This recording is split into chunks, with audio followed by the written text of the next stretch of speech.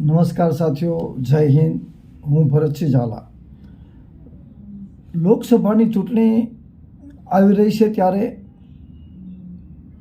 આપણે દેશના અને ખાસ કરીને ગુજરાત રાજ્યના ખેડૂતો જે માત્ર ખેતી આધારિત છે એઓને જીવન જીવવું ખૂબ જ મુશ્કેલી ભરેલું છે.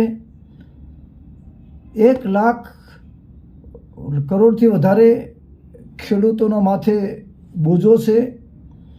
કદાપી ખેડૂતોને કૃષિ નીતિ ન હોવાને કારણે સમયસર કુદરતી આપત્તિમાં વળતર મળતું નથી, પાક વીમાના પૈસા મળ્યા નથી અને સ્વામિનાથન કમિશનની ભલામણ મુજબ ભાવ ન મળતા ખેતી એટલે ખોટનો ધંધો થઈ ગયો છે.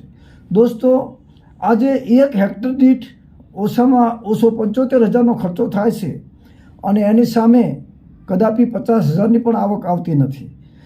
તો આ મતદાન કરતાં પહેલાં તમારા ઈષ્ટદેવને યાદ કરો, તમારી ધરતી માતાને યાદ કરો, તમે ખેતીમાં જે પાક વાવ્યો છે એ પાકને યાદ કરો, તમારા ઘરમાં કેટલું ઉત્પાદન આવ્યું એને યાદ કરો, તમારો માલ વેચાણો કે ન વેચાણો તો કેટલા પૈસા આવ્યા, અને હવે પછીની નવી સિઝન લેવા માટે તમારે ઉધાર ઉછીના પૈસા કોની પાસેથી લેવા જશો, એ બધી વસ્તુ યાદ કરી અને મતદાન કરજો.